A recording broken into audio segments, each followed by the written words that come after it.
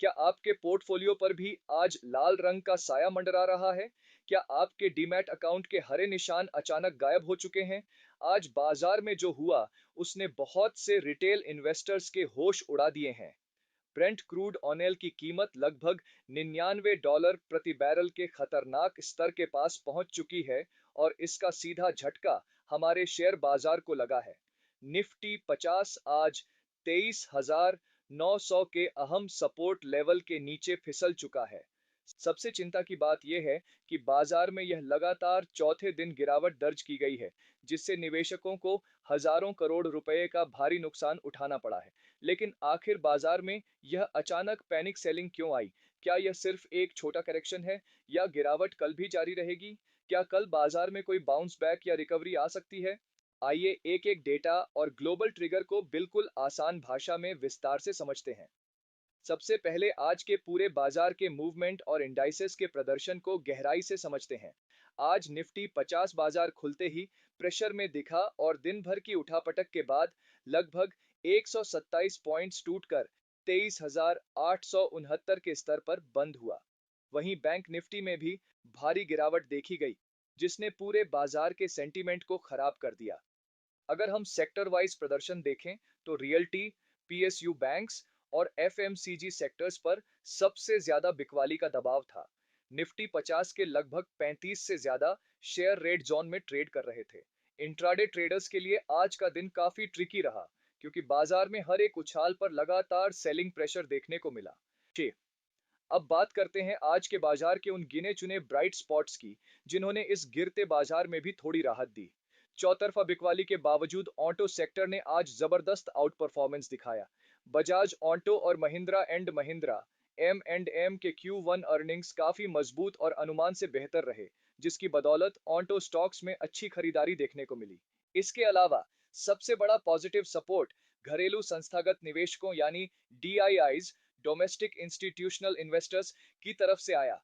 जहां विदेशी निवेशक लगातार बिकवाली कर रहे हैं, वहीं DIIs ने बाजार को पूरी तरह गिरने से बचाने की कोशिश की और आज कैश मार्केट में लगभग 2,708 करोड़ रुपए की नेट बाइंग दर्ज की।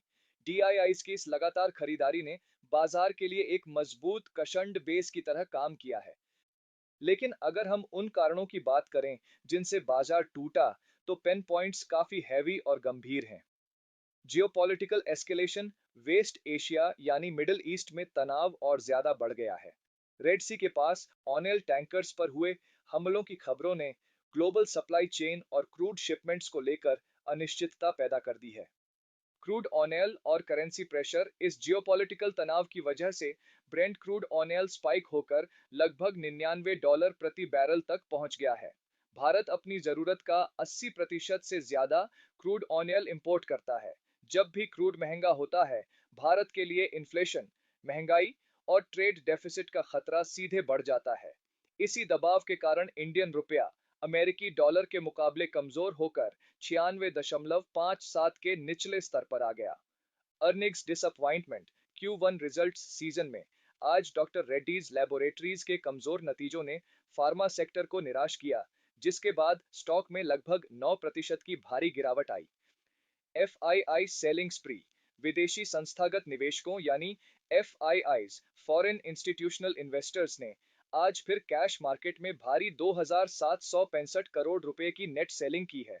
वैश्विक अनिश्चितता और क्रूड के बढ़ते दामों के कारण विदेशी फंड्स पूरी तरह रिस्क ऑफ मोड में आ चुके हैं और इमर्जिंग मार्केट से अपना पैसा निकाल रहे हैं। अब सवाल उठता है कि कल के ट्रेडिंग सेशन में कौन-कौन से मुख्य इवेंट्स और डेटा बाजार की चाल तय करेंगे। आपको इन चार प्रमुख ट्रिगर्स पर बारीक नजर रखनी होगी। Crude oil movement, middle east की हर एक खबर और क्रूड ऑयल की कीमतों पर नजर रखें। अगर क्रूड $100 प्रति बैरल के मनोवैज्ञानिक स्तर को पार करता है, तो हमारे बाजार पर शॉर्ट टर्म में और बिकवाली का प्रेशर देखने को मिल सकता है। Q1 अर्निंग्स एक्शन, कल आने वाले प्रमुख कॉरपोरेट नतीजों के कारण स्टॉक विशिष्ट यानी स्टॉक स्पेसिफिक वॉलेटिलिटी काफी ज्यादा बनी रहेगी। Global central bank updates, US federal reserve और अन्य ग्लोबल सेंट्रल बैंकों की तरफ से आने वाली इन्फ्लेशन कमेंट्री और इंटरेस्ट रेट से जुड़े बयानों को ग्लोबल मार्केट्स गहराई से ट्रैक कर रहे हैं। करेंसी और डॉलर इंडेक्स की मजबूती और इंडियन रूपी का 96.57 के स्तर पर प्रदर्शन भी बाजार की दिशा तय करने में महत्वपूर्ण भूमिका निभाएगा। तमाम technical parameters, derivative data, put call ratio PCR और एफआईआई स्लैश डीआईआई की एक्टिविटी को गहराई से एनालाइज करने के बाद कल के ट्रेडिंग सेशन के लिए बाजार का overall outlook slightly negative to neutral नजर आ रहा है। इस सेंटीमेंट के पीछे तीन मुख्य टेक्निकल और फंडामेंटल कारण हैं।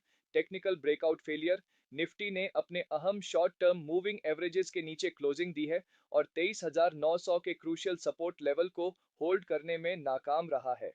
पीसीआर डेटा चेक, निफ्टी का पुट कॉल रेशियो फिलहाल 0.68 पर ट्रेड कर रहा है। यह डेटा साफ दिखाता है कि मार्केट में बियर्स का दबदबा अभी भी बना हुआ है। हालांकि इतने कम पीसीआर का मतलब यह भी है कि बाजार ओवरसोल्ड जोन के करीब है, जहां से एक छोटा पुलबैक या शॉर्ट कवरिंग बाउंस की संभावना से भी इनकार नहीं किया जा सकता। मैक्रो हेडविंड्स, क्रूड ऑयल का $99 के पास रहना और लगातार एफआईआई सेलिंग बाजार के सेंटीमेंट को कॉशियस बना रहा है। डेटा के हिसाब से बाजार का रुख सावधानी बरतने का है, इसलिए किसी भी नियर टर्म ट्रेड में एग्रेसिव होने या इंपल्सिव डिसीजंस लेने से बचें। तो दोस्तों, यह था आज के शेयर बाजार का पूरा इन डेप्थ एनालिसिस और कल के लिए महत्वपूर्ण आउटलुक। अब आप मुझे कमेंट करके बताइए, क्या आपको लगता है कि निफ्टी कल 23,900 के ऊपर वापसी कर पाएगा या क्रूड ऑयल के दबाव में गिरावट और गहरी होगी? आपका कल के लिए नजरिया बुलिश है या बेयरिश? अपनी राय नीचे कमेंट्स में जरूर शेयर करें। अगर आपको यह वीडियो इंफॉर्मेटिव लगा हो तो वीडियो को लाइक करें और चैनल को सब्सक्राइब करना न भूलें। यह वीडियो सिर्फ एजुकेशनल पर्पसेज और वित्तीय साक्षरता के लिए बनाया गया है। मैं कोई सेबी रजिस्टर्ड इन्वेस्टमेंट एडवाइजर नहीं हूं। शेयर बाजार में निवेश या ट्रेडिंग जोखिमों के अधीन है। कोई भी इन्वेस्टमेंट डिसीजन लेने या ट्रेड करने से पहले अपने सर्टिफाइड फाइनेंशियल एडवाइजर से परामर्श जरूर लें।